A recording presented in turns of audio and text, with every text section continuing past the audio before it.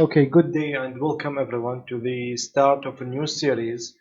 Actually, it's a new old series because I promised to produce this series like 2 months ago.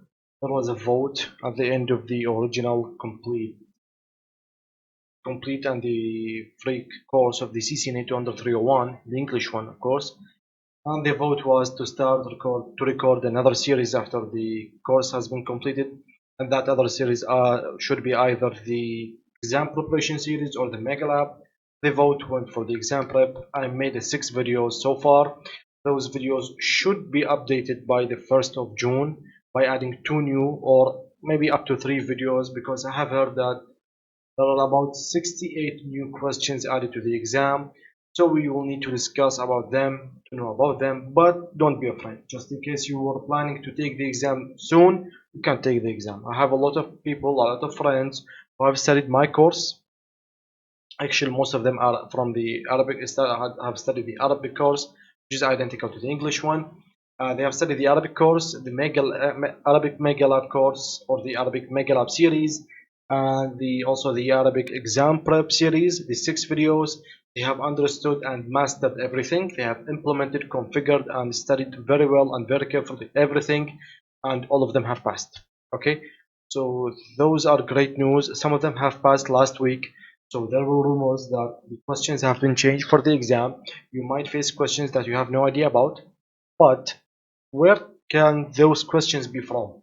They will definitely be from the exam blueprints. Okay, and since the course that I have produced, whether it was in the English version or the Arabic version, both of them are 100% built on the exam blueprints, then you will always face questions in the exam from those blueprints. They cannot be like from the CCNP course. Okay, and yes, for the CCNP course, for the tons of comments, messages on Facebook, YouTube, LinkedIn, and everywhere about the CCNP course, it will be in June next month. Okay, it's already the last week of May right now, so it might be in 2 or 3 weeks from now the course will be released. It will be out of 6 chapters, and there will be a pre-preparation in the beginning, chapter 0 for some. You'll see at that time. Okay, I don't like to spoil that from now. Anyway, okay, so the beginning of this course is actually should be called a series of videos, not a course, because it's only like 3 videos. Each one of them is a minimum of like 75 up to 90 minutes for each video. Yes, so you might see videos of 1 hour and a half, other videos of 2 hours, maybe 2 hours and a half. Those 3, I don't believe that I will make them 4 because 3 are enough. Those 3 videos will be all about implementing, configuring, troubleshooting. That's it. Okay, so you will not see theoretically. If I needed to express some protocols that are considered as extra protocols, okay, I can also call this series as CCNA Plus, not just a CCNA 200 301 Mega Labs. It could be called a CCNA Plus because Cisco have removed some very important protocols in the working field in the real networks these days, like the ROAS, the SVI. One of them is not very important, but I will talk about it, which is I have already talked about it in the exam prep, and that was the VTP. Okay, so all of those have been removed from the new course.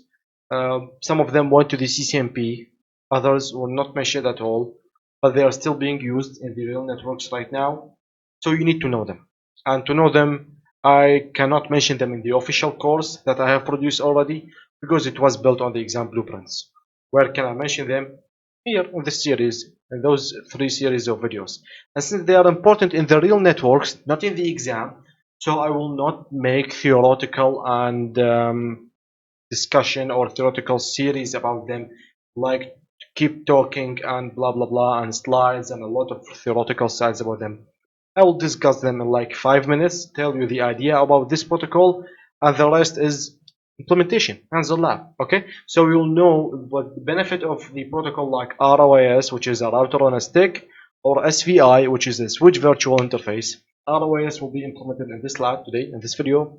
SVI, which is the switch virtual interface, will be implemented in the next video. And that will be awesome. That's it. We will implement both of them. Okay, not just those. I did not create this series to talk about ROAS or SVI. No, you will be shocked actually today, because I will use at least 6 up to 8 different protocols and services in this big mega lab. Okay, everything. I will use multiple of many solutions together and submit them together inside one big lab. So there will be a lot of devices, a lot of implementation. When you see a video of a mega lab that has a length of 2 hours, those are 2 hours of implementing. Okay, so I will need you to be very prepared and understand the original course very well and have studied very carefully, and you come here for extra hands-on lab, for extra implementation, okay, extra configuring. So when I keep configuring for 2 hours, you will not get bored, because you are doing something, you are doing progress, you are building a real network. Okay, and they will be real networks. I will not talk about things that are mentioned in the book. I will implement and build networks that I have worked with and built, operated, troubleshoot, monitored in my career. So it's in real live networking, okay? Outside, in the companies, in the real companies. And not just outside, right here in this office, in my room. But I work from home, or maybe I work for overtime, extra hours after midnight and holidays. These are the networks. We need to troubleshoot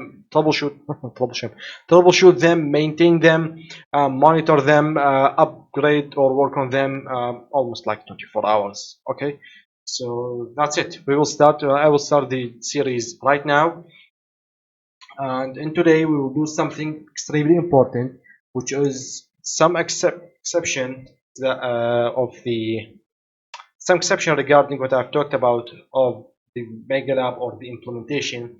I will do something a bit of called like not a protocol, but it's very important because a lot of people are wondering about some special cases, some exceptional cases regarding subnetting.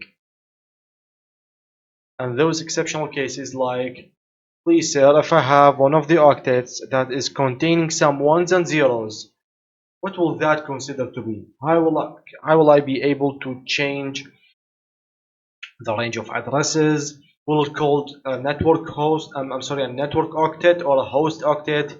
I'm confused. Don't be confused, because I will deep dive in this subject today. We will build a network, and to build our network, we will need to give special subnetting or to do subnetting for every department, or every floor or a story in a building, in a hospital, in a school, in a bank. So each one of them will require different subnetting. Then we will need to use like CIDR or VLSM, etc. And after we do the subnetting thing and the addressing and give each story of that building or each floor of that building a special subnet and a subnet mask, or a special IP address and network and a subnet mask, only then we can start to build those devices, PCs, servers, routers, etc. Connect them together, implement some VLANs, some routing, and so on, and routing protocols. Okay. So the point is, without extra chit chat, okay, or blah blah, I don't want to give you headache. Okay, so the example of today will be this way. Imagine that you have a building of 4 stories or 4 floors. Back in college, we used to call them a multi-story building. Okay, so each one of those is called a story or a floor. Okay, so this is number 1. This is where let's call them the sales team resides, or let's make them the accountant teams. Okay, uh, the accounting team, the employees here. And floor number 2 will be for the sales guys. Floor number 3 will be for the IT, and floor number 4 will be for the HR. I want my dear friends of the HR to count the stairs of 4 stories. Okay, so that will make them real tired, so they will not call us saying that today you have arrived at 8:31, say you have arrived after 8:30 because of the traffic jam. Okay, anyway, so I have 4 stories. what should happen is that I should give each story with its own devices, and they will be like as simple as only N devices. There should be only N devices here: computers, PCs, laptops, desktops, some bit of IP cameras, maybe a small server or not, but there should not be a server, a printer, etc. So whenever there is a device that consumes an IP address with a subnet mask and needs to connect to a network or to a server, this guy is an end device. Okay, so they are end devices in all of these four stories, the entire building. But each one of those guys should be on a different broadcast domain. And this is trick number one, because I will tell you why. It can be very simple, it can be very smart. I will tell you about that. Okay, so if each of those stories was or were on a separate broadcast domain, then later they should connect to somehow a device that is responsible of connecting them together, and also this good device should connect them to the cloud, and by the word or the term cloud I mean the internet. Whenever you see a cloud represents internet. Okay, so that's it. An accountant team should access their own server, which maybe resides here, and that server carries their documentation and information and etc., their assets. And at the same time, if that accounting team needed to contact the IT or the HR, they can call them. Maybe they have some IP phones beside them, some Cisco IP phones. Those Cisco IP phones are also considered as actually we have a Cisco IP phone here, I believe, and sure it should be at the end device. Maybe let's see the end. Yep, some IP phone. This guy here, this is an IP phone. So yeah, this is how it looks like a phone. It has two Ethernet adapters at the back. That is another story to talk about. It's not in the scope of our study, but there is an IP phone. This IP phone takes an IP address and it's considered as an end device. It takes an IP address, consumes an IP address, and allows you to contact other IP phones freely, completely for free, inside your network, inside your broadcast domain. Okay? So anyway, the county team should reach their server, number one, should contact another team, number two, should be able to reach the internet if they need it, number three. Okay, and the idea is that each one of these four should be on a separate broadcast domain. Some layer 2 issue happened here, some we call it a broadcast storm happened to these guys here. They should not affect the others because they are maybe connected together through a switch or another thing. We don't know, actually, we will see that. But the first idea says that each one of these four guys should be connected or should reside in a separate broadcast domain. This is the idea number one. Idea number two, the county team are only 10 employees. The sales team are only, they might be up to 14 employees. The IT guys will be like 38 employees as a guessing, and the HR, let's assume that the HR might be, I don't know, there should be a lot or they should be lesser than. Just a brief idea, let's make them like 22 employees. Some normal numbers for a small enterprise or a bank, okay, small to medium enterprise network. So those are the employees, those are the guys. What is the simple solution that you should think about when you should make each one of those guys in a separate broadcast domain? I will tell you. The simple solution says that for the accounting team, I will give them the network or the subnet of 192.168.1.0/24. That's it. For the second floor, they should be 192.168.2.0/24. Okay, and .3.0 for the IT, .4.0 for the HR. That's it. Those are four different broadcast domains because /24 means only 254 valid IP address starting from 0 up to 255, 256 IP address, a total, okay, starting from 0 up to 255, and that makes the 2.0 is another different network, so it's another different broadcast domain. And that solution just works fine in this lab. It works.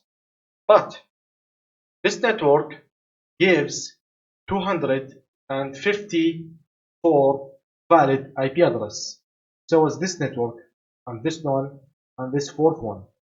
So I am wasting, or maybe I am consuming 254 multiplied by 4. Those will be 250 by 4 will be 1000, and 4 fours 16. Am I correct? Yes, they will be 1016 IP address. Counting myself, it's like a mathematics exam, or I use my calculator in simple mathematics. But yeah, it is. These are some six. This is 4 by 4, 16, and 250 will be 1000. So I'm using or consuming 1016 valid IP addresses. How much do I need really? I need 10 plus 14, that's 24, plus 22, that should be 44, 46, 46 plus 38, 46 plus 38, 6, okay, that will be 70 with 14, that will be only 84 IP address. So 1016 IP address, and I actually only need 84. So I'm wasting more than 900 valid IP address, and that is a problem. You should not waste IP addresses, because just for 4 different stories, that all the 4 of them does not really need a total of 100 IP address. You are consuming more than 1000 IP address, then soon you will run out of private IP addresses before you can feel it.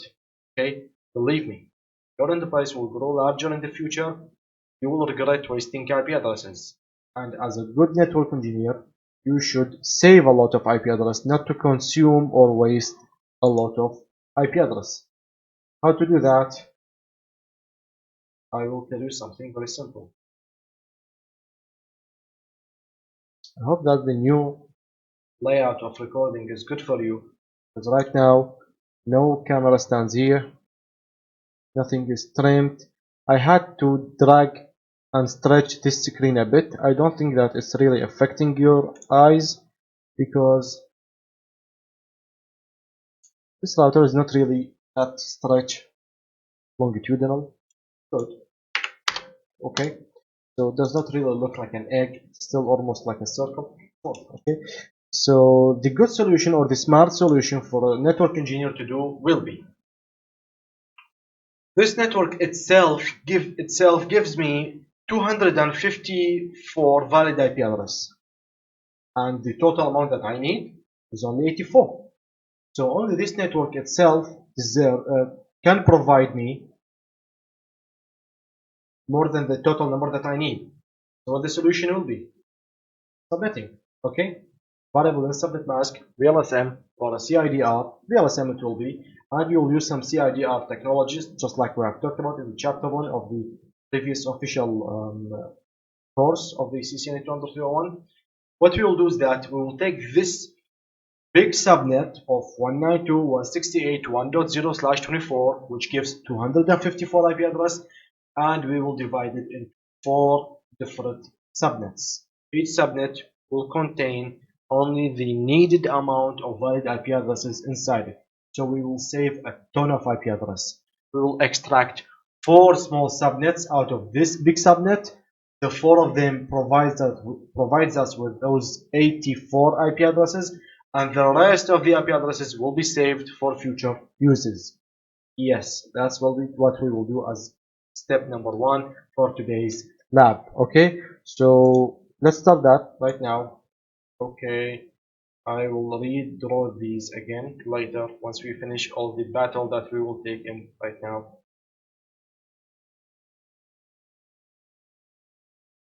Good, that should be good. And the big network and those guys here. Okay, let's go ahead. I don't think that we will need a whiteboard or a notepad or a white background, because the amount of white here is good. Okay, so to extract 4 different IP addresses or 4 different subnets out of this big one, we will do the next. or we will do this. Step number 1.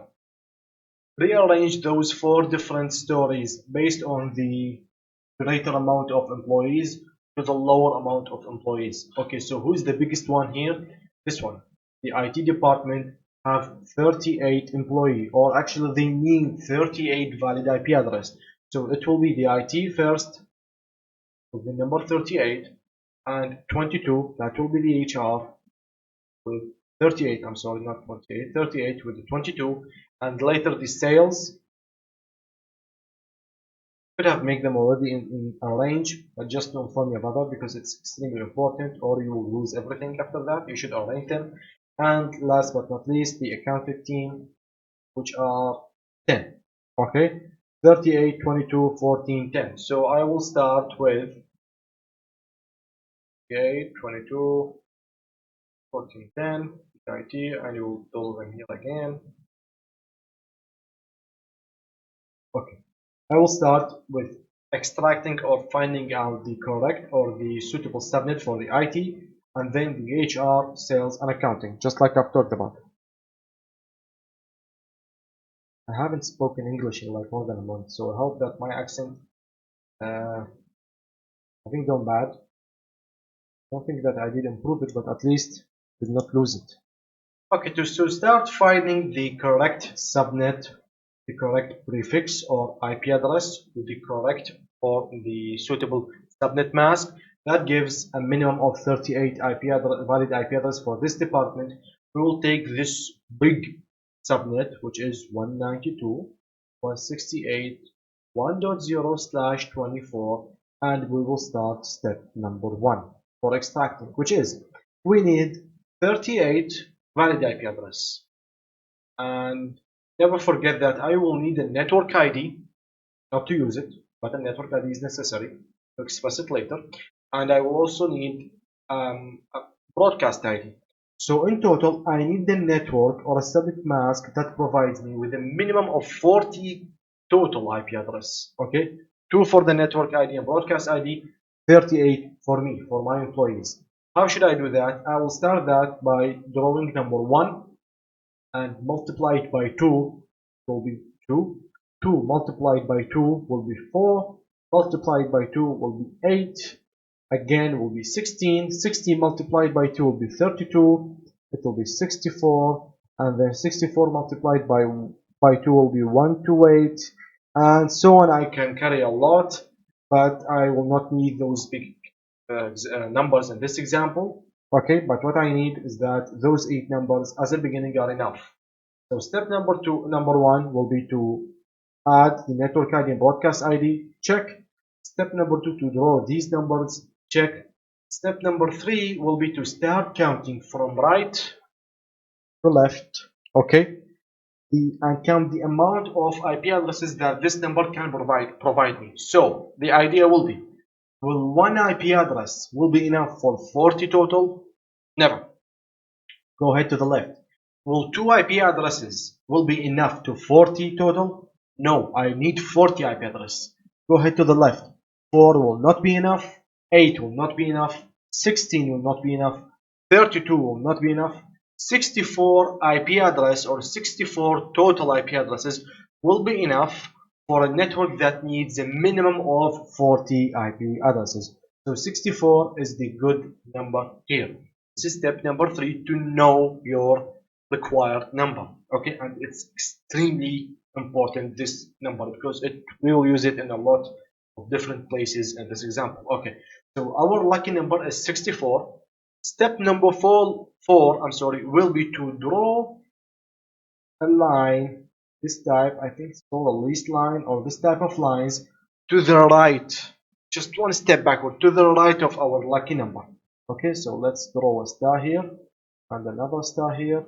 This is a first Lewitton, okay, also Lewitton, okay, so with on two shoulders, but this is 64, and just one step just to the right, draw your line. Why? Because in step number 5, all the numbers on the right of the line will be replaced with zeros. 3, 4, 5, 6. 1, 2, 3, 4, 5, 6. 6 zeros. So if my subnet mask has a total value of 32 bit and it should contain ones and zeros, but I know that the amount of zeros are 6 zeros, so my subnet mask will be 26.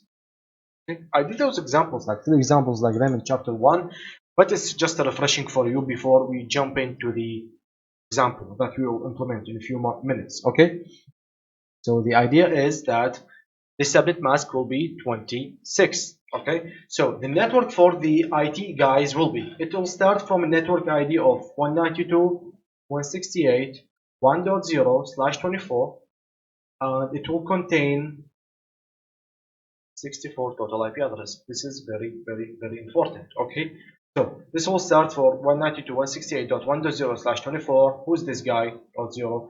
This is their network ID. An I. This is a D. The first valid IP address will be 192.168.1.1/20. No. Stop /24. Please. I'm sorry. What are you doing?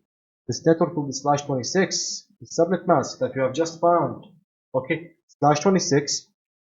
And the last valid IP address and broadcast ID. How should I find them? By using this extremely important number. This is 64, the number that we have stopped counting at.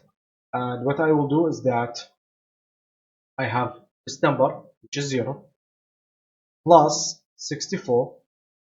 I will get 64, which is an even number. So just take 1 or minus 1 from this even number to get an odd number, and that odd number will be our broadcast ID. If you just got confused why I did that, I have 3 more departments to do the same method with, and with time you will get the idea about that. Okay, so .63 will be the broadcast ID of my network. So 192.168.1.63/26. This is the broadcast ID for my network, for the IT network, and 192.168.1.62/26 will be the last valid IP address for this network, for the HR guys. Okay, that is step number 1, or that is department number 1. So let's take this away, make use of this white space on the right, this line, and I will need to have for the sales guy, I'm sorry, for the IT guys, IT, they will start at 192.168.1.0/26. They will end at 192.168.1. I'm sorry, 63/26. Okay, those are the IT guys. Okay, I hope that was clear for you. Just in case it was not, there are 3 different stories that I will start with right now. Okay, so the other guys will be, take all of these away.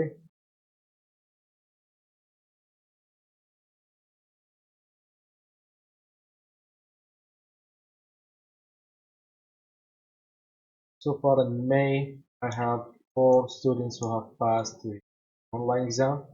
They got certified. I'm waiting for others also, because all of you should get certified. Please get certified. Take the online exam.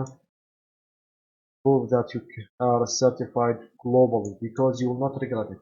Cisco is known in the entire world, and all the countries, all the companies appreciate Cisco certifications. Okay, for department, the first one is the IT done.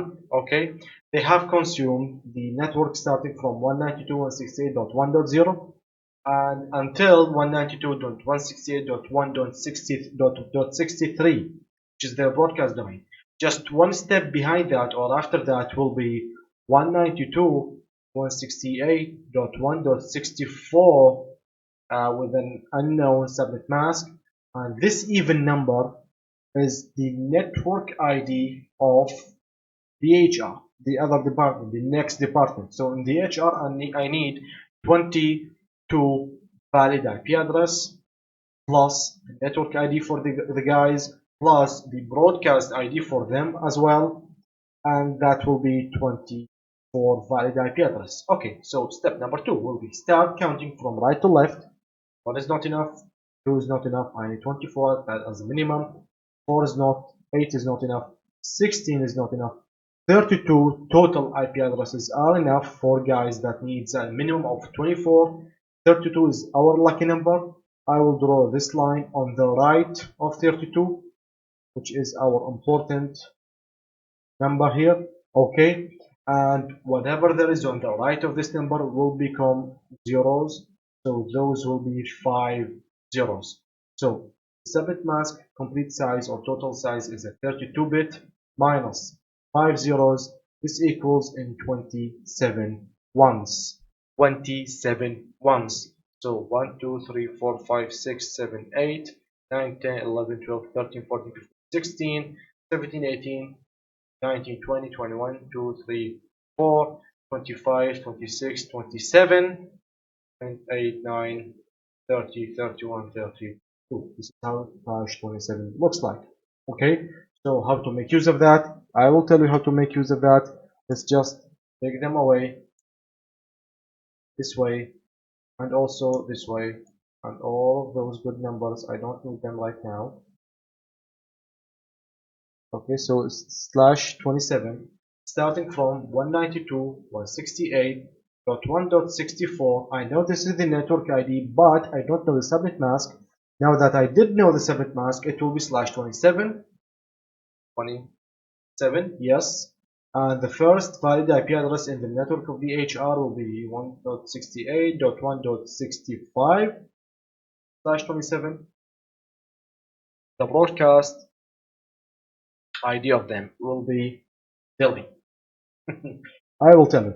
This number here, 64, which is the network ID, plus the increment value, which is the very important 2 stars guy, this luminant here. Okay, the 32 will give us 64 plus 30 will be 94 plus 2 will be 96. But this is an even number, so minus 1 will give me an odd number of 95. So 95 is the broadcast ID of the network of HR.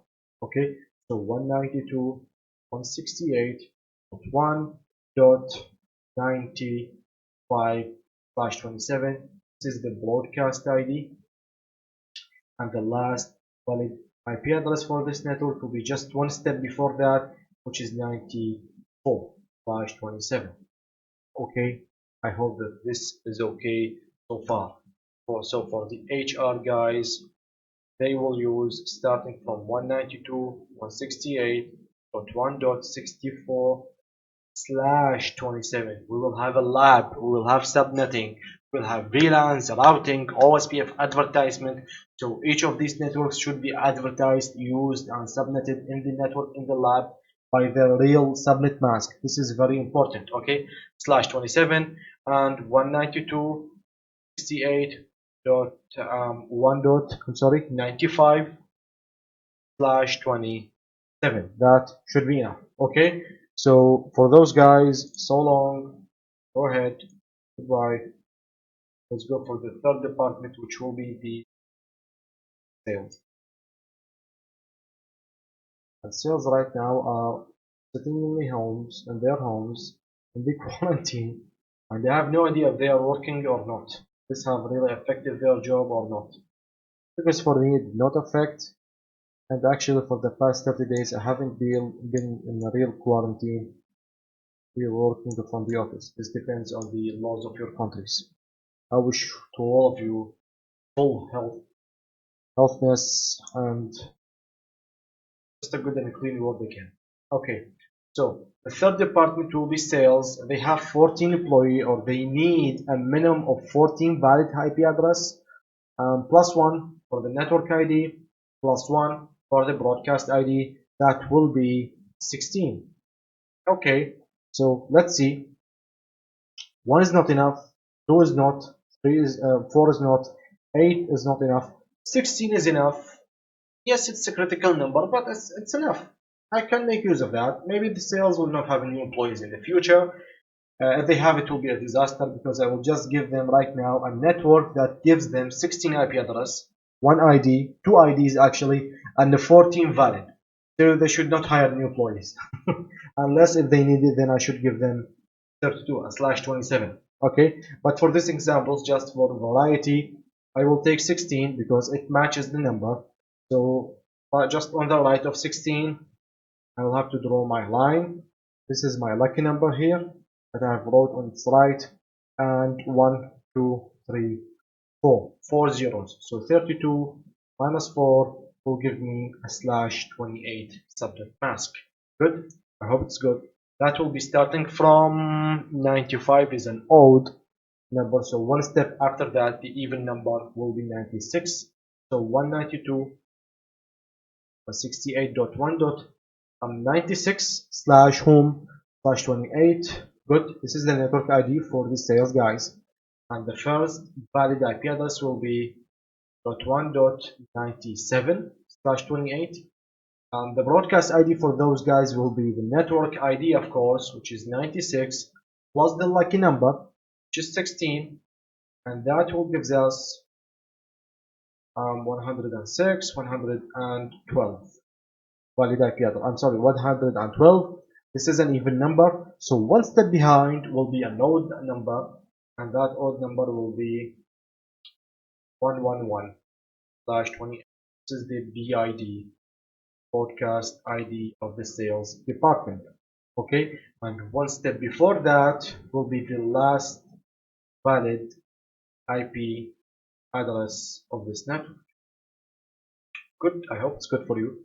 Just in case it wasn't, you have the network space, the comment space below the video. So for the sales guys, they will start from 192.168.1.96, and those guys are slash 28, and they will end up with 1.111 slash 28.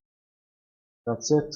One last department to go and to start building and implementing our lab for today.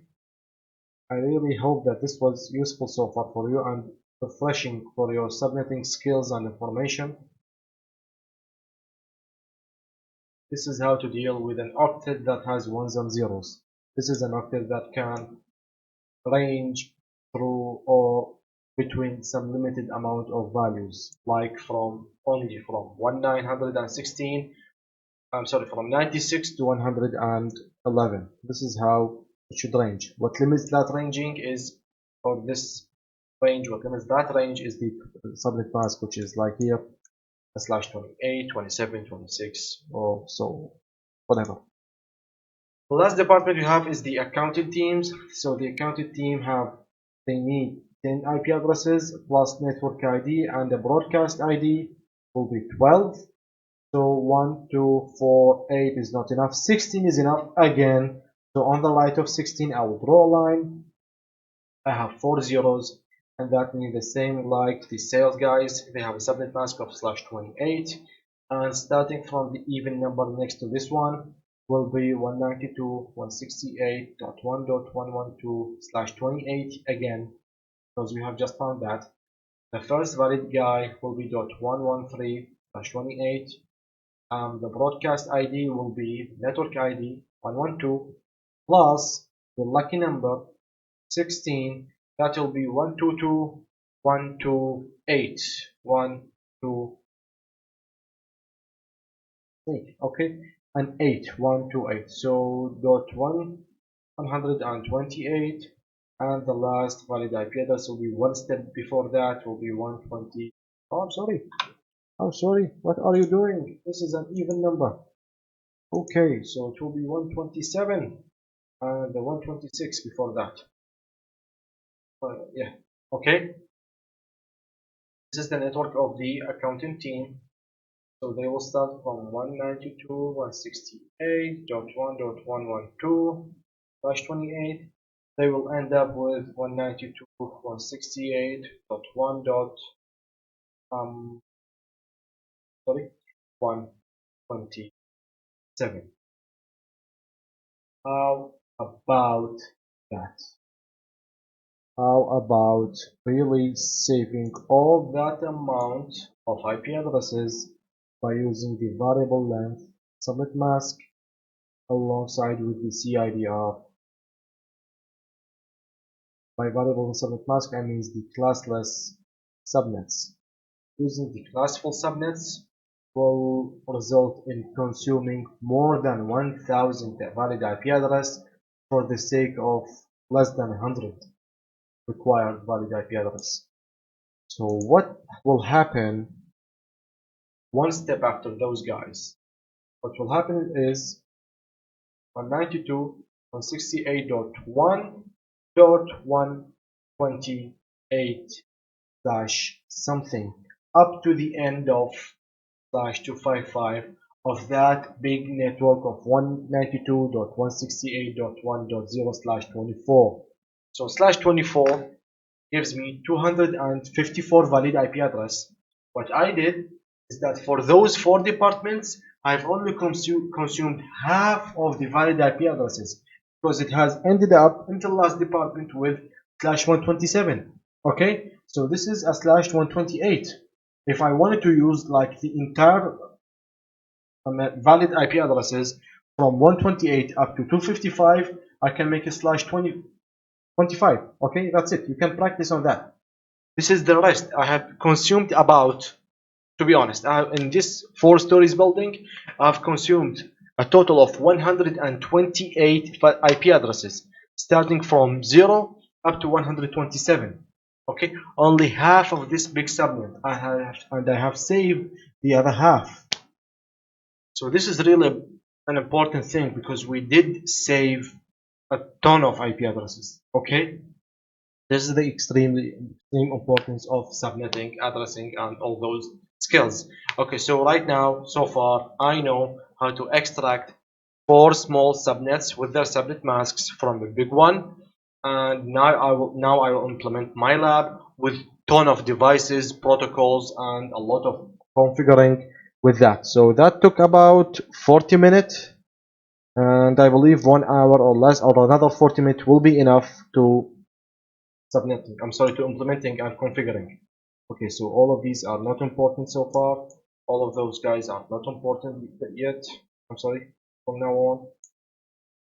What is the important is that a simple screenshot for this one, just to not avoid it. So I will need my snipping tool. I will need to take a photo here. Yep. Yep. Do the same thing. Save it. Clear everything. Let's build our lab. Okay, so building a 4-story building will be like building 4 switches for each story. Okay, so this will be for the fourth one, third, second, and first. Each switch will give IP addresses for its guys, okay, in the department. And those switches will be connected together through one big switch. And what happens inside each one? Okay, yeah, let's make it some PCs. As example, like maybe 3, 2, 2, 3 devices in each one. But you know the real numbers, 38, 22, 14, and 10, which are the real numbers of the real departments. Okay, but I will not throw 84 PC in this lab. It will blow up. Okay, just an idea because all of them will do the same function. I will draw some simple amount of desktops here.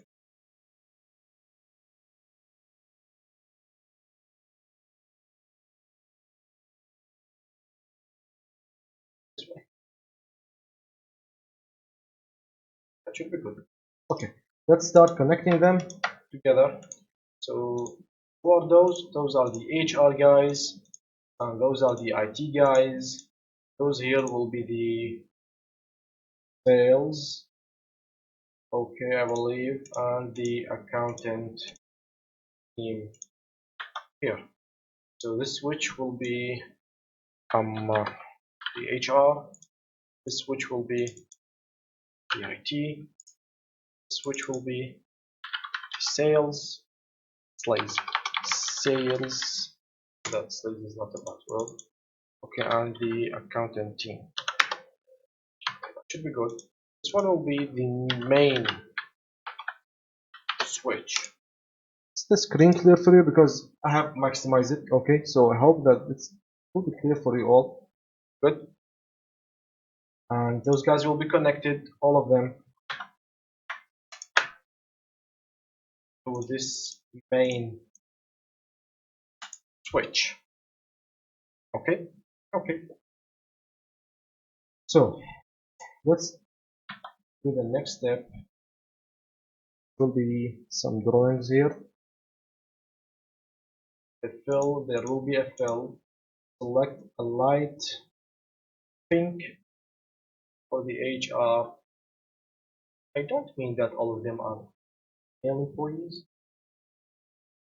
Yeah. And some light olive, I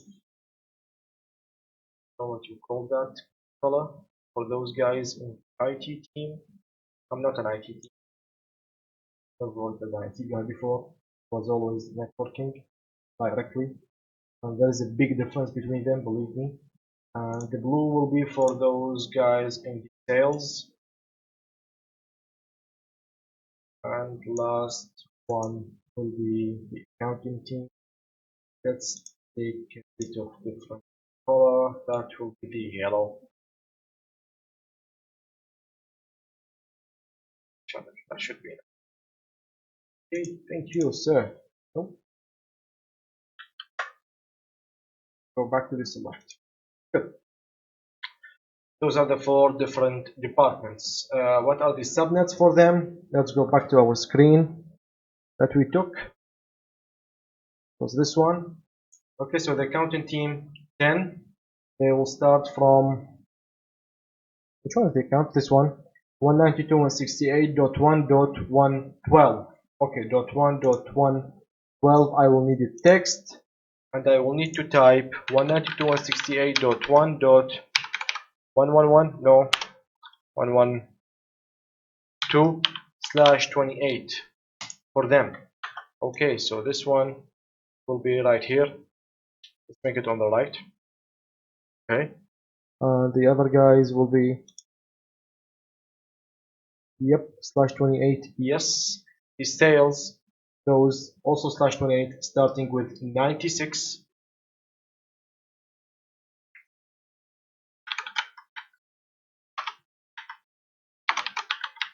96/28, and that label should be on the right also.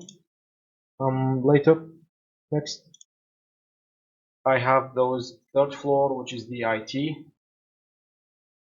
Okay, and the IT guys starts from 0/26. This is how important it is to arrange your IP addresses. Please be careful. They start from 0/26. Good. And the last guys, they were /27, and they have started, the HR have started from 64, yes, /27. Okay, so they have started from 64, and they are /27, so they should be here. Okay, that is good. I will assign static IP addresses to all of those end devices, and those IP addresses will be from the clarified labels of subnets. Okay, so starting with the HR, this PC should take an IP address of 192.168.1.64 is their ID. They cannot use it. 65 is their first valid IP address. So I will make that as their gateway for next future uses, like for routing in the future when we need internet. This is 65. So 66, I will use it for this guy, for this first PC. Okay, and that will be /25. So it will be 255.255.255. And how to convert that? Since it's a practicing lab and it has some subnetting, I'm sorry. Yeah, I know. Just relax. Just chill. Just 1 minute. It's a slash 27. So it have 27 ones. 1, 2, 3, 4, 5, 6, 7, 8, 9, 10, 11, 12, 13, 14, 15, 16, 20, 24, 25, 6, 7, 32. So all of these guys, when I use the old method of typing 1, 2, 4, 8, 16, 32, 64, 128, and all of those ones matches, so there will be a summation of all those numbers. It will give 255. The same copied 255. The same guy here 255, but those guys only have 3 ones on the left that matches, so it will be 128 plus 64 plus 32 plus 5 zeros. I don't care about them, so that will be 128 plus 64 will be 192 plus 32 will be 224. So dot 224. So in decimal, this is how you type slash 27. I hope that you got the idea. I did talk a lot about it in chapter 1, but just in case you did not watch that series or you did not get enough information from it, then this is how to type it. It will be dot 255, 255, 255, 224. Okay, so go ahead. We will take it this way. 66, 255, 255, 255, 224, and your gateway for future uses will be .1.65. Okay, for all the other brothers of this PC here, they will have the same subnet mask, the same gateway, but a different IP address, of course. Okay, so the other guy will be 67.168.167, 224, 1.65. I'll copy this one. Okay, the last PC here will be desktop 66, 67, 68, 224, the same gateway. I'm done.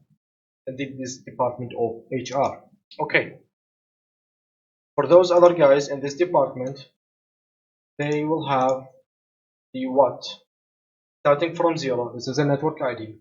Then .1 will be the first valid IP address. I will save .1 as their gateway for future uses, so I will start counting from .2. So it will be 192.168.1.2. What is the IP at subnet mask for slash 26? We will find out in 1 minute. Their gateway will be .1.1. So do the same method again. Find slash 26. Slash 26 means 26 ones. 1, 2, 3, 4, 5, 6, 7, 8, 16,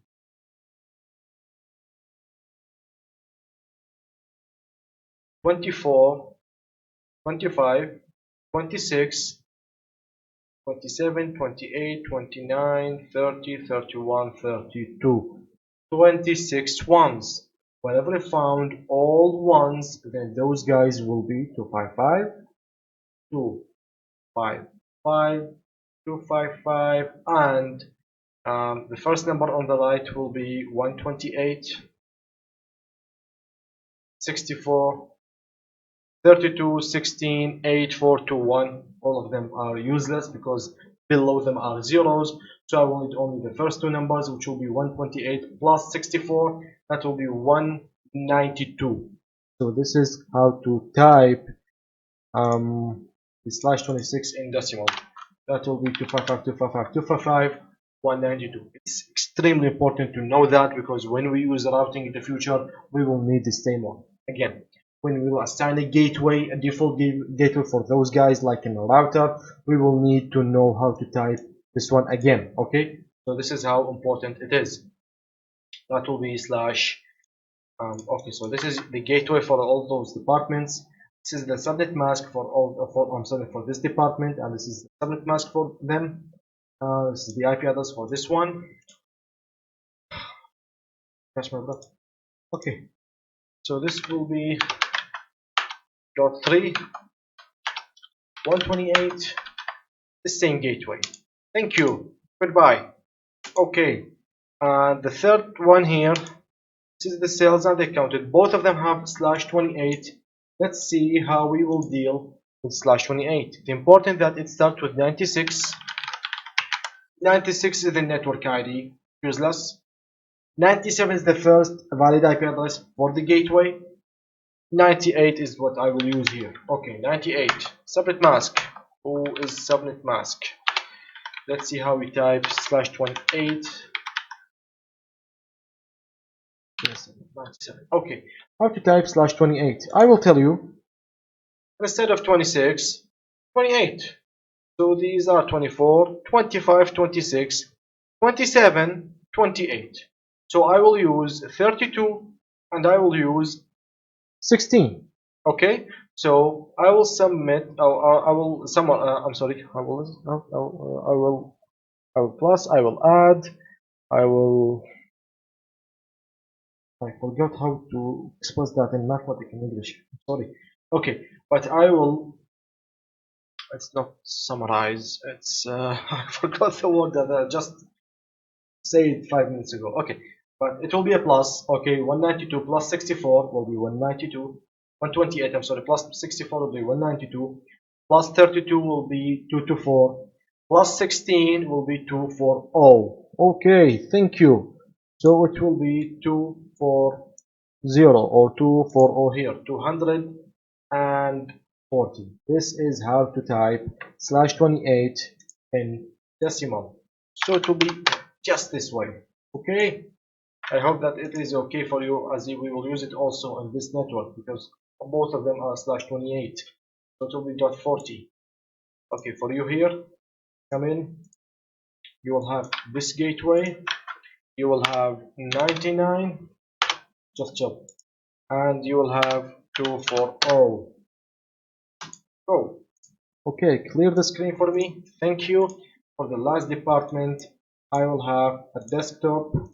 I will start from 192.168.1.112 ID 113 gateway 114 for me.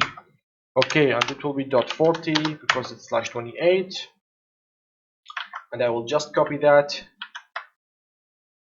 Have you done? What's wrong with you? Yeah, I know. 114. Just copy this one. Okay, 113 is the gateway. Good. For the next PC, it will be 114, 115 to 40, and this is your gateway. Go ahead.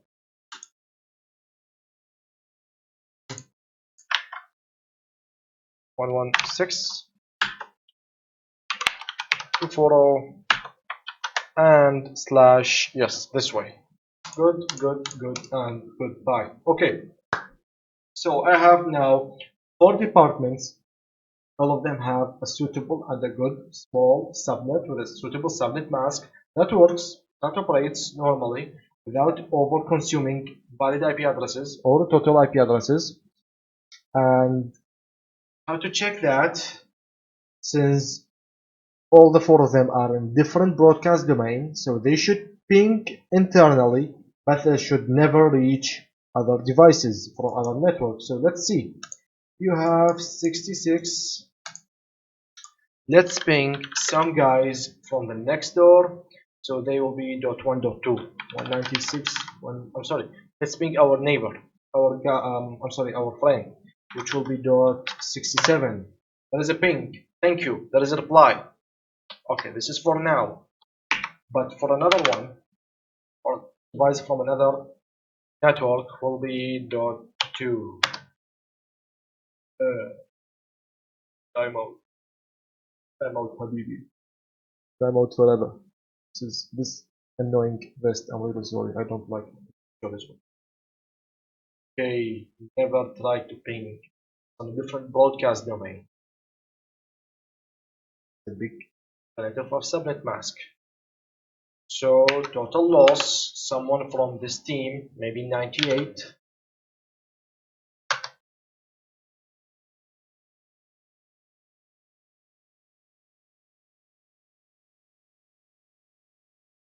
Okay, there will be no ping. But if this guy of 98 tries to ping the 99, which is his neighbor,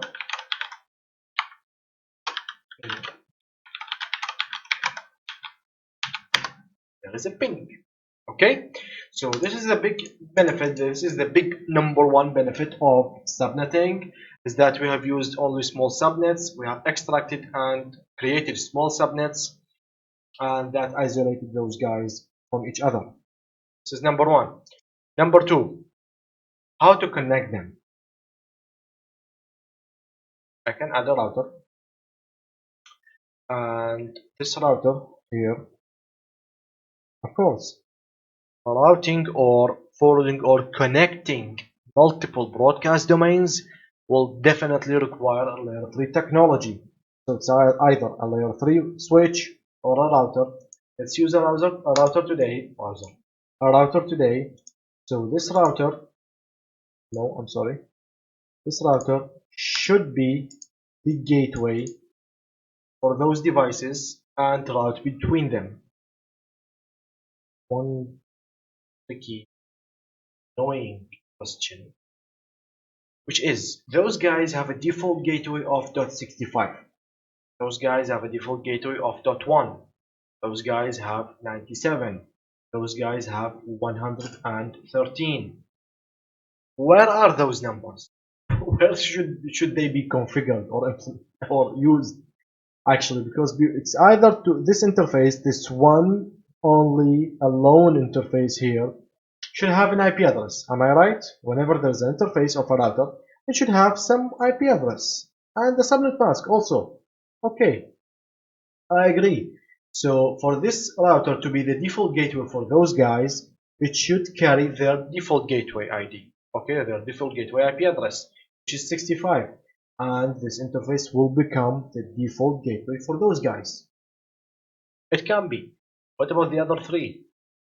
Those guys will reach their gateway, will go to the internet later, but those three guys can't even talk to each other because they cannot reach their gateway. There is no gateway for them. And this interface can accept only one IP address at a time.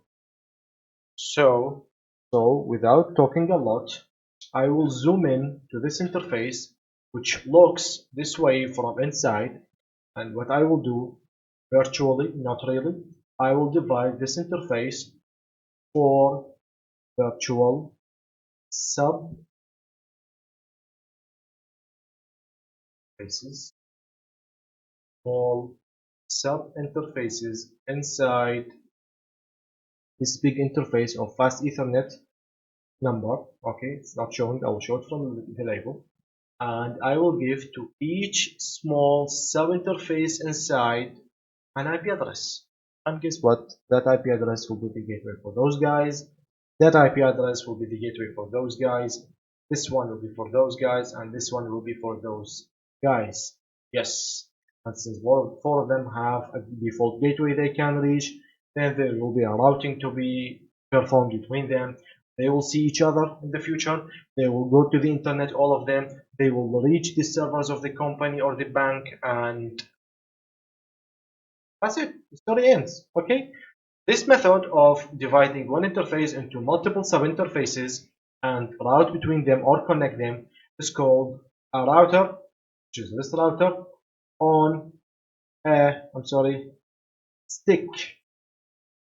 Because this is a router and it's sitting on a single stick, a single interface. It looks like a ball lollipop. Okay, this is a single router sitting on one stick, so it will be standing on a stick or whatever you call it. This is a router on a stick. This is the method that Cisco removed from the new course, but it's extremely important, and the companies are still using it. So you need to know about it just in case you face it in the future. Okay, one annoying issue when implementing that is the router on stick is used with VLANs only. So we will need to make each of these 4 departments in a separated VLAN. Yes, I'm sorry, I have ruined your day, but we need to do that. We need to make all of those guys in a different department and then to advertise those different VLANs and all of the 5 switches, and later to encapsulate each one inside its own subinterface, encapsulate the same VLAN and the tag inside this subinterface, and it will become the gateway for this VLAN. This guy will become the gateway for this one. This one will be the gateway for the third, and the fourth for the fourth. Yes, this is how it should be. Okay, so don't waste time. Start doing that. We will start this way. I'll make those guys VLAN 10, 20, 30, 40. As simple as that. That's it. Okay, so go ahead. For this switch, you will need to create VLANs. Okay, you know how to create VLANs. So enable, configure terminal, host name. This switch is called an HR minus switch.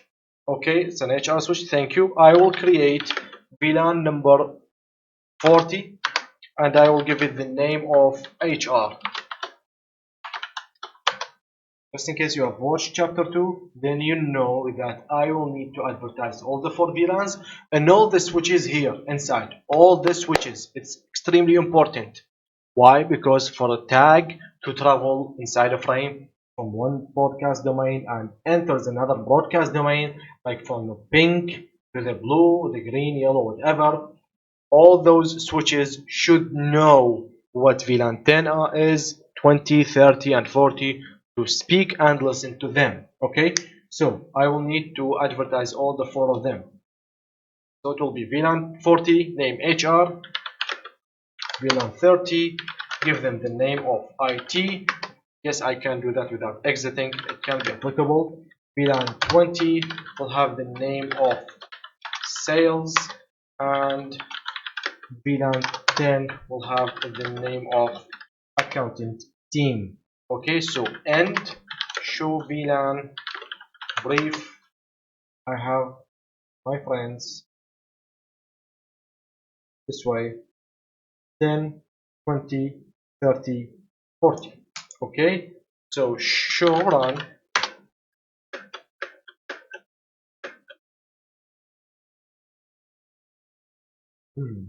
My VLANs are not showing the show run. Thank you, Backtracer.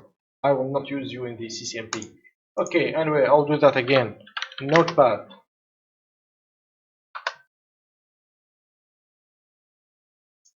Okay, that will be VLAN 10, name accountant, VLAN 20, name, that should cause a disaster. Okay, name sales, VLAN 30, name IT, VLAN 40, name HR. Copy. Yes, I will copy. I will come to this guy, CLI, enable, configure terminal. The host name will be IT, switch, and paste. Boom. And show VLAN brief. Yep, 10, 20, 30, 40. Good. Go ahead. Third one. All of them need to do that. All of them. Yes. Enable, configure terminal, host name. This one is the sales, switch, paste, voila, goodbye. The counted guy, enable,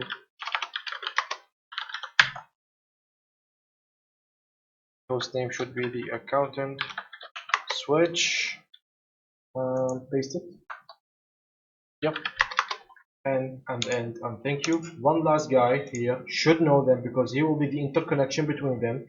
You should know what's happening. So enable, configure terminal, host name is the main, switch, paste your config, make sure that it is correct so that you will not have a mess, and you'll have to correct all of those guys that you have pasted the config inside them. And this is step number 2. Step number 1, subnetting. Step number 2, VLANs. Step number 3, whenever you have VLANs, you will need to specify who will be the access ports and whom will be the trunk ports or the trunk interfaces. Okay, so always show the port labels, just like it was useful. Awful. Oh god, it's extremely awful. Not showing anything.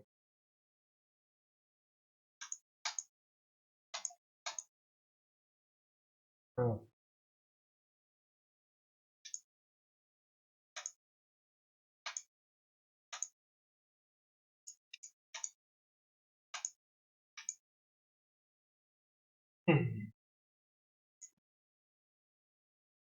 Try to minimize small screen or enlarging the screen. How will I know about that now?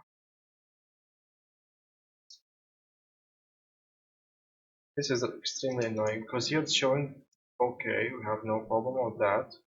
Here it's not showing. Okay, I will tell you something. I will tell you something. And that something will be, unfortunately, to delete only those links, and hopefully by applying them again, yes, 2, 3, 4, only those guys, because I will make only those guys as trunk, you remember that, and all the other ports should be an access ports. Okay, so 4, 3, 3, 4, no problem. Okay, so for this device, for this switch, only interface fast Ethernet 04 should be a trunk, and the others should be access. So 1, 2, 3. Good. So if you are catching me so far, what I will do is that I will access all those 3 interfaces to VLAN 40. Okay, so configure terminal, interface range fast Ethernet 01 up to 3. Let's make them access, and let's access them on VLAN 40. Thank you. Let's check that. Show VLAN brief.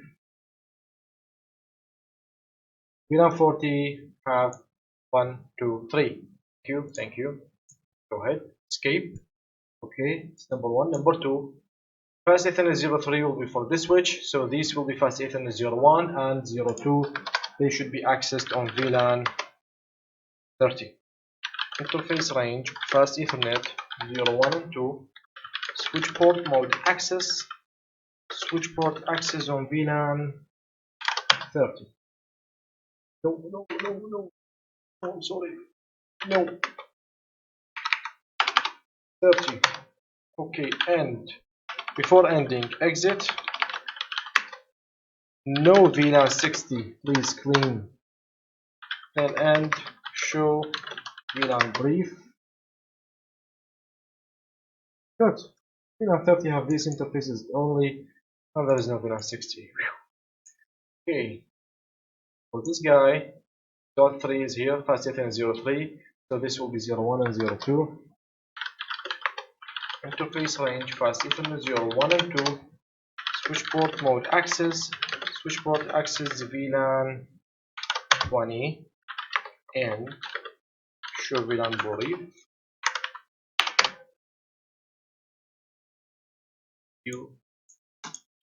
One last one. Okay. This is 04, so these will be 01, 2, 3. Interface fast Ethernet 0. I'm sorry. Range fast Ethernet 01 up to 3. Switch port mode access.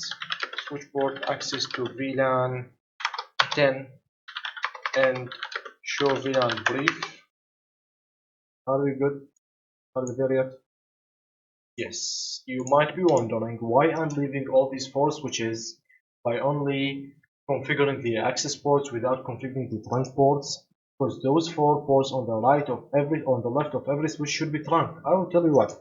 Because of the DTP, dynamic trunking protocol in the Cisco switches devices, I will only enter this device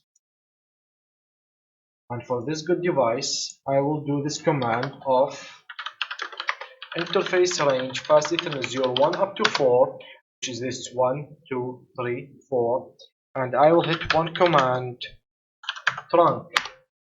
That's it. Automatically, those four interfaces with the opposite four interfaces on the other side will automatically become trunk. So 8 interfaces have become trunk with the use of a single command. Actually, there are two commands, mode trunk and the range command. Okay, so end show interface trunk. All of those four guys are trunking right now, and they are carrying the default alongside with the four specified VLANs of me. Okay, is that good? Good. I have missed one thing, which is actually this interface also should become trunk. Why? I will tell you why. This should be very simple, because right now when this PC sends a frame, and this frame would like either to go to another department or maybe to the internet, it will be carried to its gateway, which should be lying here actually, okay, which is .65, and all the way this frame will be carrying the tag of 40, and the tag of 40 represents the VLAN ID of 40. This switch knows whose VLAN 40 is, so pass. This switch knows who VLAN 40 is, so pass. This cable is already trunk and is passing VLAN 40. I agree. This cable here should also be trunk from my side at least, and I will trunk it from the router. You will see in a moment. Okay. This interface should also be trunk to carry tag 40 and to later carry tag 30, 20, 10, and so on. Okay. So this is how important to make this fifth cable as trunk also. So that will be configure terminal interface fast Ethernet 5 switch port mode trunk end. So show interface trunk, still shut down. Whenever it goes up, it will become a trunk. Okay, so no more job here. Yes, I can guarantee that I will. See? Okay, no more work here. Let's come to this guy. Let's create the 4 sub-interfaces, and let's make 4 default gateways for different broadcast domains and see if they will connect or not. Okay, so go to the router. I have fast Ethernet 00. Okay, so what will step number 1 be inside the router? No, enable, configure terminal. Let's give it a name, which will be the main router. And starting now, interface fast Ethernet 00, just enable it. Just enable it. Just no shutdown and exit. Okay, you see, right now this is getting trunking. Okay, so now it's enabled. Step number 2, create the sub interface, and that will be using this command interface fast Ethernet 001 dot 10. I have just created a small virtual subinterface called or named fast Ethernet 00.10, and I will make it the gateway for VLAN 10. Okay, it should not match, this number should not match the gateway, the VLAN, I'm sorry. How will I specify it? I will specify it with this command, which will be encapsulation .1q trunking, and then give me a number which will be the VLAN ID that I am supposed to be the gateway for them. Okay, give me the number right now, which is the extremely important number, which is the VLAN ID I'm responsible for. 10. That's it.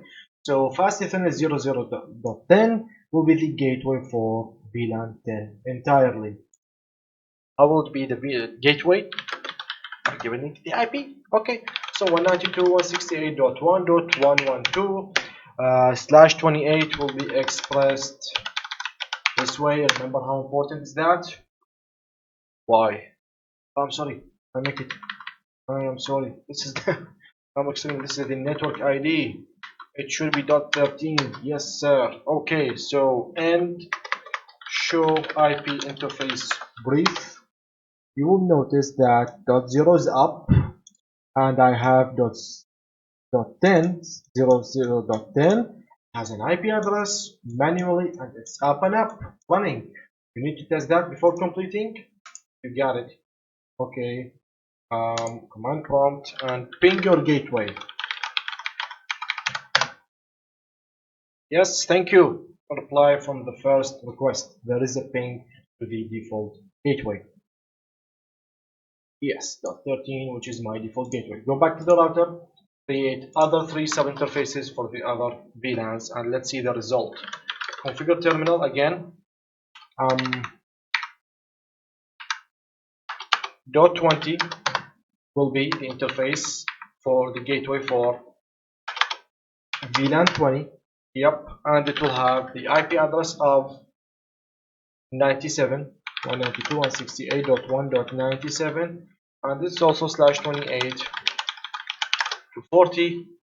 That's it. Thank you. Exit. Interface pass Ethernet 00.30. Yep. Encapsulation .1Q for VLAN 30, and give it the IP address of, those are the guys of 30. 1.1, it's /26, so that will be 192. Thanks a lot. Bye. One last sub-interface to create, which is .40. Encapsulation .1Q for VLAN 40. You are trunking and you are a gateway for VLAN 40, and you will definitely need 65/27 will be typed this way, and show IP interface brief. Okay, all of them are up and running, sir. How to route between those 4 different broadcast domains right now? Well, there is an exceptional trick actually in the pack tracer and out there in some or most of the real devices, in the Cisco devices. Since all of those 4 guys are heading to the same physical real interface, we will not need OSPF or static route to make them see each other. Just by advertising the 4 sub-interfaces, 4 gateways, they should now see each other. Okay, so go ahead, command prompt. Okay, have I ever did a timeout before? Yes, I did a timeout for .1.2, for .1 for 98. Let's see the difference right now. Will there be a ping to .1.2, which is the PC here? First one is failed. Let's hope for the second or third one.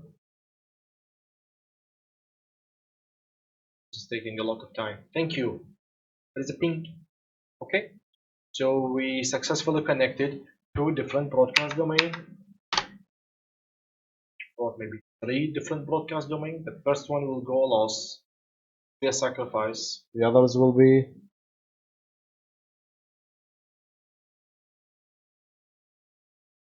Vector is getting slow for my computer. Okay, good. So successfully they can ping every other guy. Maybe they will can ping the 4th one in VLAN 10. It's pingable from the first request, which is 114, the guy that resides in here. Okay, so they are all connected. They can all of them through their gateway that lies here. They can go to the gateway, go back to the other guy, and it's done. One last step will be to add another router with another subnet from another company, and that other company provides us with some services from their server, and let's use OSPF to reach that company's network. Okay, so one other router here and a server here, and what I will use, I will connect them. Relax. Okay, together, this way. Yep, and I will need routing. Okay, so the networks that will be used between me and them, let's give it 100. 100.100.0/30. I don't want to waste IP addresses. /30 will be enough. And inside the network there is maybe 50 50 50 0 slash a regular classic 24 because I've started to missing it today. Okay, good. So let's configure this interface. Configure terminal. Interface fast Ethernet 01. It should have the IP address of 100 dot, it's either 1 or 2 because it's /30. You can submit that. It gives you only 2 valid IP address. Actually, /30 means there is 31 and 32. These are zeros. So it will be 2 to the power of 2. This will be 4. So 4 total IP addresses. One for the network ID, which is .0. .1 will be the first valid. .2 will be the second valid. .3 will be the broadcast ID. Okay, so I will use .1 and it will be 255.255.255.252. How to express /30. Thank you. No shutdown, and we can escape that. Good. Okay. So is it only about assigning the IP address? No, we are talking right now about connecting those 4 different broadcast domains that all of them comes to this interface with this 5th new broadcast domain that goes out to the internet. So I will definitely need routing. I will use OSPF. I will advertise all of those guys, okay, and this 5th one together in a single area and a single process ID, and they should communicate and connect together. So router OSPF 1, I will advertise network, and you can guess the amount of networks. 192.168.1.64, their ID. This is /27. Now we need the wildcard mask for /27. Okay, let's do that. Have time. Okay, so the subnet mask for /27 was 255 255 255 224. Okay, how to know the wildcard mask? By using a simple equation. Says 255 minus the first octet. So 255 minus 255 will be, type it, 255 minus the first one, 255 minus the second one, 255 minus the third one, 255 minus the fourth one. Okay, so 255 minus 255 will be 0.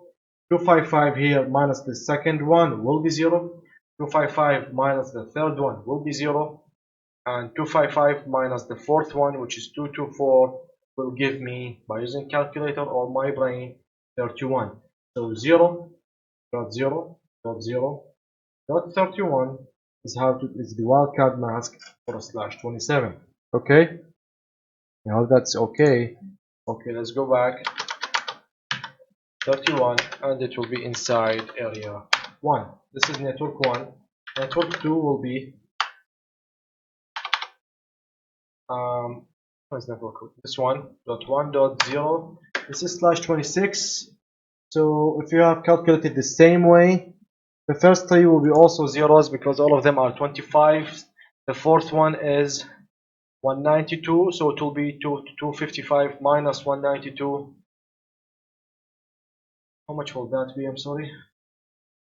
That will be 63. Good. So it will be 00063. You can do that on paper for practicing, and it will show this way. Also in area 0. The third network will be chill.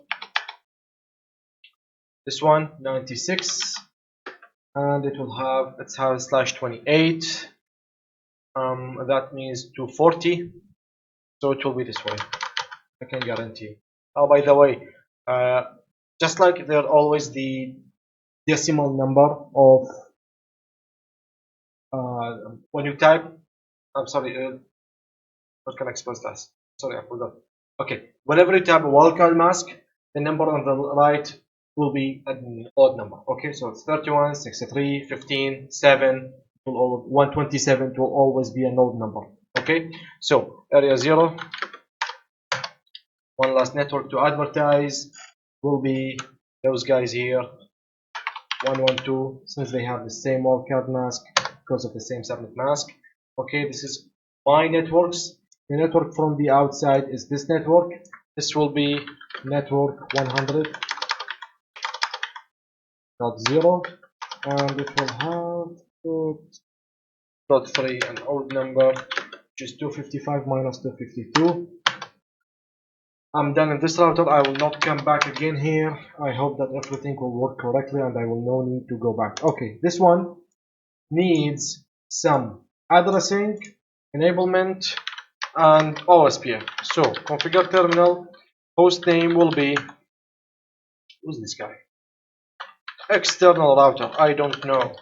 Okay, so interface fast Ethernet 00. That is the opposite of my interface. We'll have the IP address of 102/30.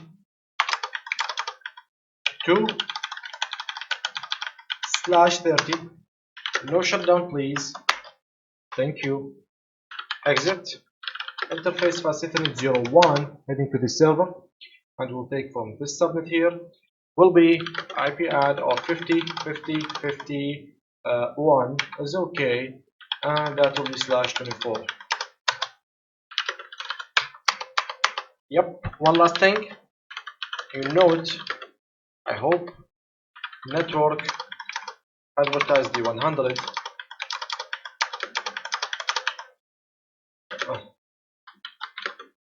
We can use different area here, but it's okay.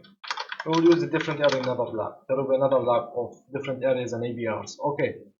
That 0 also 255 because it's /24, so it will be 255 minus 0 at the end. Yes, I know. I will have a ton of comments saying that you have just typed in a misconfigured command, a mistaken command, sir. You have typed network 50s, zeros, area, and nothing. No, because once I was typing, I was just about to hit 0, and this annoying message came out, so I have typed 0 after it. Okay, so it will work, don't worry. Show run. You will see this beautiful command here. There it is. It's advertised inside network 0, and there will be a ping in a few minutes. Okay, so only this guy left. Let's come here and configure you. Okay, 50/50/50. Let's make it a 50 because we can, and let's make it /24, and let's head back to .50.1, and will it ping 50/50/50 ayo 50. Okay, let's see.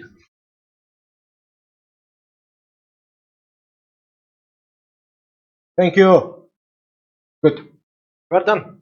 The lab of today is over. That's it. We are done in about 1 hour and a half. 90 minutes. Okay. So right now you have 4 different broadcast domains completely isolated in your network. Whenever they want to communicate, they can communicate between them. Whenever they want to reach the internet, the outside world, a different server, maybe a server that's connected to this switch, they can. But in that way, I will need this server to be in a separated 5th VLAN, and it will go back to a 5th subinterface here, so that through this interface it will contact those guys inside the network. An end device, just like computer, a server is just like a computer. It will require an IP address, subnet mask, gateway, default gateway, lies inside a VLAN, have trunk interfaces in its way, to have its port access to the switch, etc. The same thing. Okay, so for today we have used addressing, subnetting. Let me type all of them. We have started with subnetting. Okay. After subnetting, we have used like VLANs. I have used router on a stick today. Some interfaces, some OSPF. I have assigned all the IP addresses to all the end devices by using the static method, not by DHCP. Why? It can be, but it will be a bit of headache for you today to, like, how do we say it? Consume, digest all those different information today. The next lab will have a ton of DHCP pools. There will be a lot of pools, and there will be a DHCP relay. You will enjoy it. Okay. IP static, OSPF, an external server here, right there, an SRV, a default gateway came here, and that's it. That should be enough for today. Okay, I hope that all of it was beautiful, good, correct for you. I hope that all of you did make use of it. Was completely informative for you, and hope to see you in the upcoming lab. There will be 3 labs. Actually, the plan was to make 4 labs, and the 4th lab was to be only about management and SSH. Like you can SSH 40 device from your PC. Not a big point, actually. The reason why I will not implement it, I will not have time to do that. You know that whenever I do something in English, I'll do it in Arabic also, and vice versa. Is that June is coming, and I have promised more than 1000% that in June there will be a CCNP Enterprise in Core 350-401 course. English and Arabic also, same slides, the same everything, but it will be very, very hard and difficult. Why? Because this is 350-401. It's called CCNP and CCIE in core exam. This course will qualify you to take CCNP and a CCIE exam, okay? Not the CCIE lab exam, but when you pass it, you will be qualified to book your lab, okay? There will be no CCIE written this version. So you are expected to be half an expert when you finish the course. That's why I will take weeks and months to complete it, and it will be very long. It will be complicated, but I will do my best, just like to make the CCNA simple for you. And I hope that it will be. Okay, so once again, thanks for watching, and once again, I hope to see you in the upcoming video. Goodbye.